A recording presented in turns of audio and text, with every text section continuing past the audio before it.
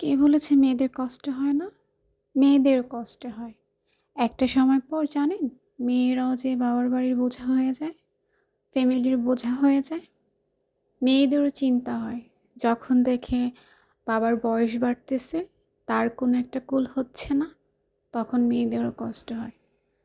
মেয়েদেরও তখন কষ্ট হয় যখন নিজের প্রয়োজনে কোনো জিনিস খুব বেশি প্রয়োজন, কিন্তু ওই যে কথাই আছে, সাধ আছে সাধ্য নাই। ওই সাধ্য না থাকার কারণে না পাওয়া একটা কষ্ট, মেয়েদেরও কষ্ট হয়। পরিবারে মাঝে মাঝে ব্যঙ্গ করে কথা বলাটাও মেয়েদের অনেক কষ্ট হয়। ইচ্ছে করে নিজে কিছু করার, কিন্তু ওই যে সমাজ কি বলবে, সমাজ মেয়েদের তো কাজ করে আর চোখে দেখে, মেয়েদেরও কষ্ট হয়।